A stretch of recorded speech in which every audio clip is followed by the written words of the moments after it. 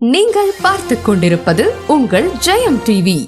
மடிந்து மண்ணோடு சாய்ந்திருக்கிறாய். நான் உயிரோடு வைத்து வைக்க கூடாது சரி என்று சொல்லிதான் அதாவது அவளுக்கு அவளுடைய வீட்டுல ஒரு பங்கனை வச்சு சரி பிள்ளைக்கு கல்யாணம் வைக்கிற மாதிரி வச்சு ஆமா இவளுக்கு அதாவது நல்ல தம்பிக்கு தட்டு பந்தல் சரி இவளுக்கு கல்பந்தல் போட்டு ஆமா தாலி கட்டுற சமயத்துல ஆட்சாரியார் ஐயா அந்த கல்லை நகட்டி விடுங்கன்னு சொன்ன உடனே அவர் நகட்டி விட்டார். அவ குடும்ப முறை மாண்டு மடிந்தது. சரி இவளை சுண்ணாம்புல வச்சு நீத்தினது சும்மா இல்ல. ஆமா அதற்காகத்தான் இவ அந்நியப்படுத்தின கொடுமையினாலதான் இன்னைக்கு நல்லதங்களுக்கு வாசப்படியில படி கல்லா கிடக்கா. சரி போறாளுக்கு தேங்காய் தலையில போட்டு உடைக்காங்க. கோயிலுக்கு போனா பாருங்க. சரி இன்னைக்கு அந்த கோயிலுக்கு போறீங்கன்னா நல்லதங்கால் கோயிலுக்கு போனீங்கன்னு வைங்க தலையில வச்சு உடைச்சாங்க ஐயா. அவ படிக்கட்டா போட்டாச்சு அவளை அதுல போட்டு உடைக்கிறாங்க. என்ன என் மனைவிக்கு நீ படுத்துற கொடுமைக்கு தான் உனக்கு தண்டனை ஆமா அப்படின்னு சொல்லி சரி அதுபோல அப்பேற்பட்ட பஞ்சம் நாவல் என்ற தீவிலே நடந்து கொண்டிருக்கிறது. ஆமா கொடுமையான பஞ்சம் தலைவிரித்து ஆடுகிறது. சொல்றா மந்திரியாரே சொல்லுங்கள் மகாராஜா. கொடு மஞ்சமாகி விட்டது. கஜானா காலியாகி விட்டது. இனி கஜானாவை நிரப்ப வேண்டுமானால் நாட்டு மக்கள் மீது சுமக்க முடியாத வரிகளை போட வேண்டும். ஆமா வரின்னு போட்டா மக்கள் கட்டித்தானே ஆக வேண்டும் என்று வல்லரக்கன் இப்படி கொடுமையாக ஆட்சி பரிவாரணம் செய்து வர்றா பாருங்க. எப்படி எப்படி அம்மா ஆட்டு வேறி மாட்டே வேறே அளவில்லாத வரிகள் போட்டா வண்டி நல்ல சகடைகளே வல்லரகே வழியதில் போக விடா அவன் பால் மாடு கண்டானா அதையில் போக விடா அவன் ஒரு கொண்ட தண்ணீருக்கு ஒரு பணமோ வரிகள் போட்டான்.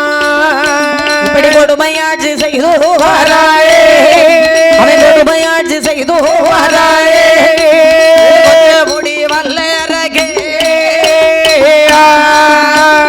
கொடுமையாட்சி செய்து வாராயே கொடுமையாட்சி செய்து வாராயே குற்றமுடி வல்லரகே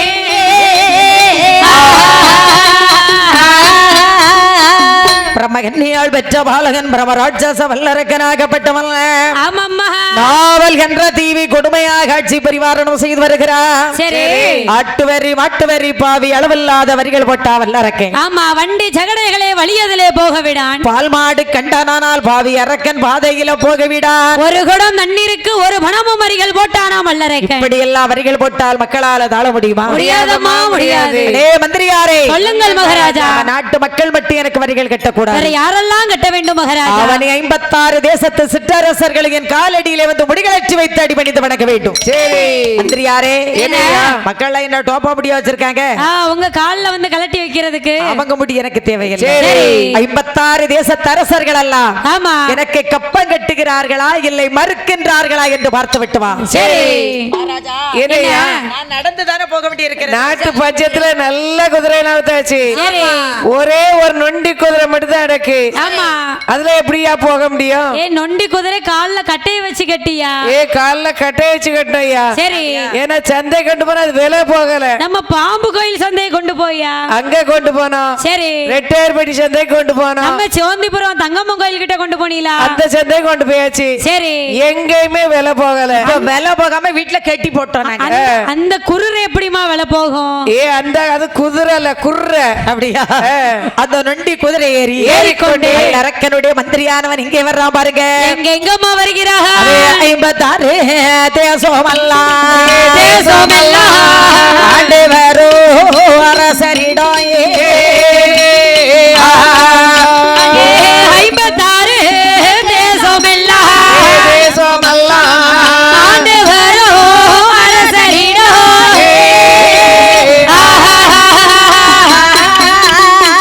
56 தேசத்து அரசர்களை எல்லோருக்கும் வணக்கம் ஐயா. வணக்கம் வணக்கம் ஐயா. வணக்கம் வணக்கம் ஐயா. வணக்கம். ஊர் என்ன பெயர் என்ன உச்சதந்தை நாமம் என்ன? நான் யாருங்கிறது தெரியுமா? சரி அவன் 56 தேசத்தை அடக்கி ஆண்டு வரக்கூடிய ஓர் குடைக்குள் அடக்கி ஆண்டு வரக்கூடிய வல்லமை படைத்த வல்லரக்கனுடைய மந்திரி என்று சொல்வது நான் தான் மக்களே. யோ மந்திரியா இல்ல நீ பொட்டல் புதூர் கந்திரியா? கொஞ்சம் எந்திரியா. ஓ பாக்க அப்படியா தெரியுது. அதாவது வல்லரக்கனுடைய மந்திரி என்பது நான் தான். சரி இந்த மந்திரி வந்த காரணம் என்ன தெரியுமா? எதற்காகம்மா? எங்க மன்னனாகிய வல்லரக்கருக்கு உங்க மன்னருக்கு என்னமாச்சு? அவருக்கு ஒண்ணு ஆகல. சரி. அவருக்கு ஆட்டு வேறு கட்ட வேணும். இந்த ஆட்டு வேறு கட்ட வேணும். கஜானாவை நிரப்பதற்கு நீங்க தான் வரி கட்ட வேண்டி இருக்கிறது. ஓ வரி கட்ட வேண்டும். உங்க மன்னனுக்கு வரி கட்டணுமா? ஆ. எந்த கோயில் கூட வச்சிருக்கிறாரு? மகாராஜா எந்த கொடையா வச்சிருக்காரு உங்க மன்னன் வல்லரக்கே? எந்த கோயில் கூடயா? கோயில் கொடைலாம் கிடையாது. சரி. எங்க மன்னனுக்கு நாட்டுல பஞ்சம் கொடு பஞ்சம். ஆமா, அவர் கஜானா காலியாகி விட்டது. கஜானா காலையில இரும்பு கடையில போடுங்க. ஆமா, இப்ப நல்லா பலாப்பழ சௌரியமா கிடைக்கி. ஏற்கனவே போட்டிருக்காரு, ரெண்டாச்சு கடை போட்டிருக்காரு. வரும்போதே பார்த்தாச்சு. அப்படியா? ஆ. மக்களே, என்ன? அதாவது எங்க மன்னனுடைய கஜானா நிரப்ப வேண்டுமானால் நீங்கள் வரி கட்டினால் தான் முடியும். ஆமா, நீங்கள் எல்லாரும் வரி கட்ட வேண்டுமா? வரி பஞ்சத்தை தாளவா? இல்ல இந்த கொடிய வல்லரக்கன் ஆட்சியை தான் தாழ முடியுமா? அங்க ஆட்டு வேறு கட்ட மாட்டோம், ஆட்டு வேறு கட்ட மாட்டோம், வழி வேறு கட்ட மாட்டோம், வேறு கட்ட மாட்டோம். இறஞ்சை பொஞ்சை வரிகளெல்லாம் இனி நாங்களுமே கட்ட மாட்டோம். நாங்க பஞ்சாயத்தை தான் தாழுவதா? ஆமா, இல்ல இந்த கொடிய வல்லரக்கன் ஆட்சியை தான் தாழ முடியுமா? மன்னனை வர சொல்லியா? வரி கட்ட மன்னனை வர சொல்லியா? அவனை வர சொல்லு, அவன் கிட்ட வச்சுக்கிட்டோம் நாங்க. ஆமா, அவனா இல்ல நாங்களான்னு பாத்துறோம். பிடிச்சவன தூணுல கட்டியா? பிடியா அவனை? தூண்ல கட்டியாச்சியா? மந்திரிய தூணுல கட்டிட்டோம்னு வைங்க, மன்னன் நம்ம கிட்ட டைரக்டா வந்துருவாரு. ஆமா, ஏன்னா மந்திரி அடிச்சாதான் மன்னனுக்கு வலிக்கும். சரி. ஆமா, அதனால அவனை பிடிச்சு தூணுல கட்டுனாங்க. அதுக்குதான் தங்கச்சி அடிச்சாதான் அக்காவுக்கு வலிக்கும். சரி. அக்காவை அடிச்சாதான் தங்கச்சிக்கு வலிக்கும். தங்கைக்கு வலிக்கும். பக்கத்துல இருக்கவங்களுக்கு வலிக்குமா? வலிக்காதியா? அது எப்படி வலிக்கும்? அது எங்க அடி உள்தாதான வலிக்கும். அது இன்னும் அடி உழலல்ல. அப்போ மக்கள் எல்லாம் பார்த்தார்கள். சரி. அதாவது இந்த வல்லரக்கு இப்படி கொடுங்கோல் ஆட்சி புரிந்து வருகிறானே, ஆமா, கொடுமையாகவே ஆட்சி புரிந்து வருகிறானே என்று சொல்லி இவனை பிடிச்சு தூணுல கட்ட போனாங்க. சரி. இவன் பார்த்தா நம்ம தலை தப்பிச்சதே தாம்பரம் பண்ணியும். வந்தது நொண்டி நொண்டி குதிரைதான். அது போனா போட்டோம், நம்ம அரண்மனையை பார்த்து ஓடிடுவோம். குதிரை அடிச்ச அடியில சரி, இவன் ரெண்டு கால்ல போனவன் ஒரு கால கீழே போட்டு இழுத்துக்கிட்டு வாரா மந்திரி. சரி, ரெண்டு காலோட ஓடுதான். இவனை அடிச்ச அடியில சரி, குதிரை நாலு கால்ல போன குதிரை இப்ப எப்படி போகுது? எப்படி எப்படி அம்மா? முதல்ல 3 கால்ல தான் போச்சு, ஏன்னா ஒரு கால் ஏற்கனவே நொண்டி கால் அந்த குதிரைக்கு. சரி, இப்போ 5 கால்ல புழுதி பறக்க ஓடுது. டகடி டகடி டகடி டகடி டகடி டகடி டகடி டகடின்னு ஓடிக்கிட்டு இருக்கு. அப்போ மன்னன் பார்த்தார். ஆமா ஆமா, மன்னன் பார்த்தார். சரி, ஆகா வல்லரக்கனோ கொடுங்கால் ஆட்சி புரிந்து வருகிறானே. ஆமா, அதாவது இவனை நம்ம சும்மா விடக்கூடாதுன்னு அடித்து துரத்துனாங்க பாருங்க. ஆமா, அந்த ஊரை விட்டே துரத்தினால் என்ன? இவன் வரி வாங்க போனவே வருங்கை சாக்குமா வாரான். சரி, யாரு? மந்திரி வாரான்.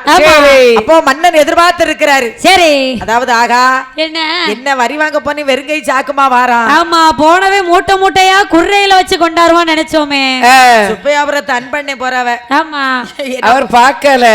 அவங்க கோயில்ல மாட கோயில்ல அம்மன் கோயில்ல நம்ம வில்லு பாட்டு தான். சரி, அப்பளே பார்த்து மேடை சுத்தி 4 வணக்கத்தை போட்டு போயிட்டாரு. மேடை சுத்தி 4 வணக்கம். ஆமா.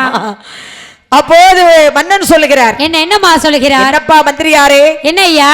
என்ன காரணம் காலை கீழே போட்டு இழுக்கிற? என்னப்பா காரணம்? மகாராஜா, நாட்டு மக்கள்கிட்ட வரின்னு தான் கேட்டேன் மகாராஜா. என் முதுவ பாருங்க கொஞ்சம். அங்க எலும்பே தெரியல. வல்லரக்கன் மந்திரிட்ட சொன்னையா. ஓ, மந்திரிட்ட சொல்லுது. வரிய வச்சுட்டாங்க மகாராஜா. சரி மந்திரியாரே, என் பேரை சொன்னியா? வல்லரக்கன் பேரை சொன்னியா? வல்லரக்கன் பேரை சொன்ன பேர்தான் ஒருத்தர் தூண்ல கட்டி வச்சு அடிச்சா மகாராஜா. சரி, அப்ப யாரு மன்னன் பேர் அங்க கொடி கட்டி பறக்கு. ஆமா, வல்லரக்கன் பேர் ரொம்ப டேமேஜா இருக்கு மகாராஜா. போதே சொன்னேட முடிவா, நீ போகாத, வரி வாங்க போகாத. போன சைஸ் அப்படி. சரி, கேட்டானா? எங்க போது நீச்சா போனானே, வரும்போது தலைவரி கோலமா பொம்ப பரட்டன்னு வாரானே. சரி, என்ன செய்ய? என்னமா செய்ய முடியும்? சொல்லு. 10 பேர் 10 வார்த்தையில ஒரு வார்த்தையாவது கேட்டானா? கேட்கணும்லாமா? கேட்கலையே.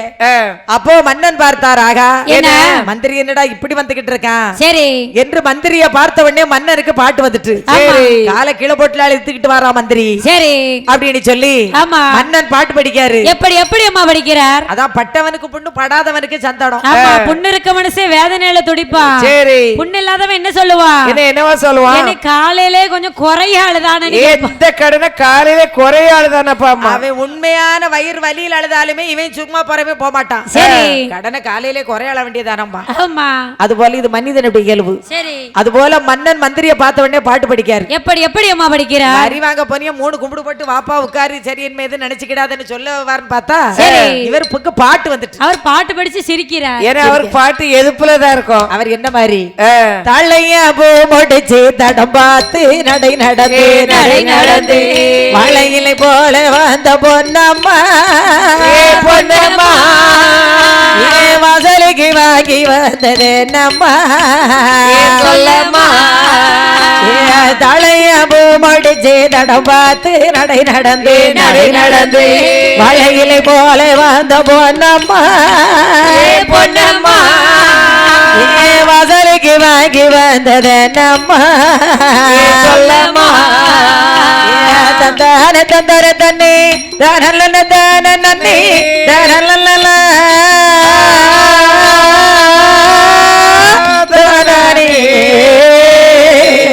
தயாரின் செய்தனமோ தந்தையார் பொருளோ மாமியார் வீடு வந்தா போதுமா மாறி மாதன் வந்தால் போதுமா தலையபோ மடிச்சு தடம் பார்த்து நடை நடந்து மழையிலை போல வந்த பொன்னம்மா பொன்னம்மா வாசலுக்கு வாங்கி வந்தத நம்மா சொல்லம்மா அத மாதிரி பாட்டு படிக்கான். சரி. யாரின் செய்தனமோ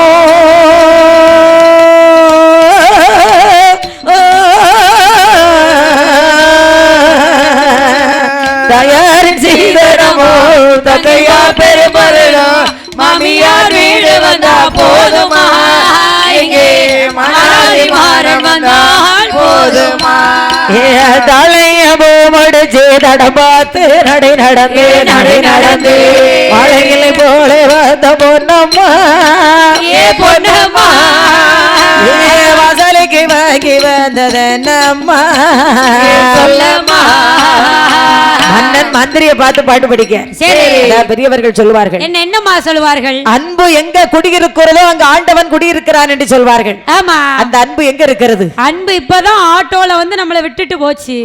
அண்ணாச்சி பையன். சரி. நம்ம கீழே சுரண்டை மாநகரத்தில் வாழ்ந்து வரக்கூடிய இந்த செல்வ சீமான்கள் மத்தியில மனதில் இருக்கிறது அன்பு. அத்தனை பேர்கள் மனதிலும் இருக்கிறது அன்பு. நாங்க வந்தவுடனே எங்களுக்கு தங்குவதற்கு வசதி செய்து கொடுத்த எங்கள் அன்பு சகோதரி லதா அவர்கள். லதான்னா அவங்களுக்கு தான் அந்த பேர் பொருந்தும். சரி. அதாவது நீங்க வாங்க எங்க வீட்டுல உட்கார்ந்து கிளம்புங்க ஆமா. அப்படின்னு சொல்லி வந்த உடனே எங்களுக்கு டீ கடன் டீ போட்டு கொடுத்து சரி. உங்களுக்கு என்ன தோசை வேணும்? வெரைட்டியா தோசை போட்டு எப்பா எங்களுக்கு கடலை என்ன முறுக்க அவங்க கொடுத்த அந்த தோசை ஒரு தோசை சாப்பிட்டே பாத்தீங்களா? சரி. அதே போதும். ஆமா. அப்படி அதான் பெரியவர்கள் சொல்வார்கள். என்னம்மா சொல்வார்கள்? உப்புடன் முகமலர்ந்து உண்மை பேசி உப்புல்லா கூலிட்டால் உண்பதே அமிர்தமாகும். சரி. கப்பிய முகத்துடன் பழமுடன் பாலன்ன முகங்கெடுத்துடுவார்கள். ஆமா. கட்டிய பசியோடு கடுபசியாகும் தான் குறைச்சு. சரி. கடுபசியாகும் தானே. ஆமா.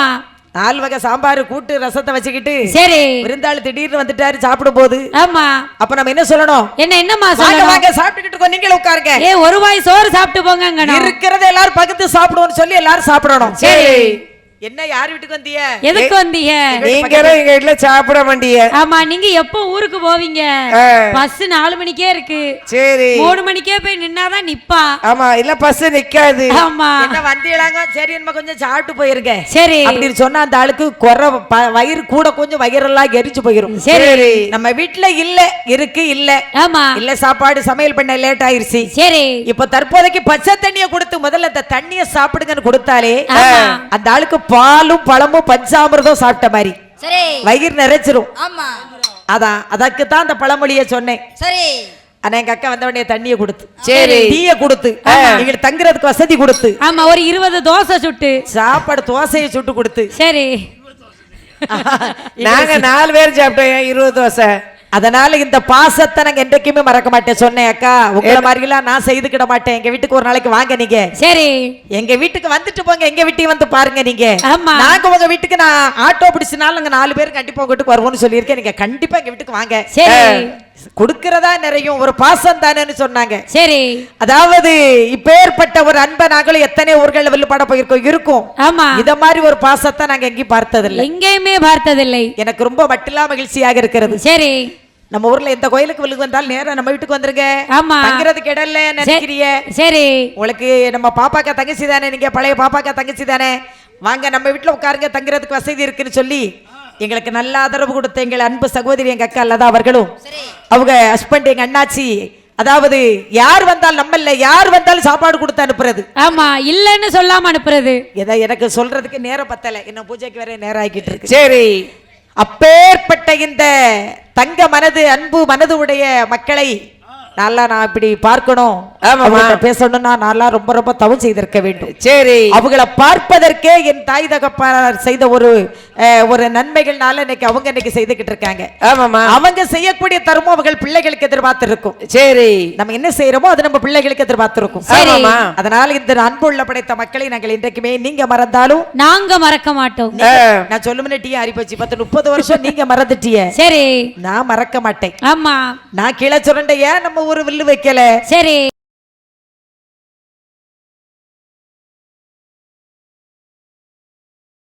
யூடியூப் சேனலை லைக் பண்ணுங்க, ஷேர் பண்ணுங்க, கமெண்ட் பண்ணுங்க, சப்ஸ்கிரைப் பண்ணி பக்கத்துல இருக்க பெல் பட்டனை கிளிக் பண்ணிடுங்க. நன்றி.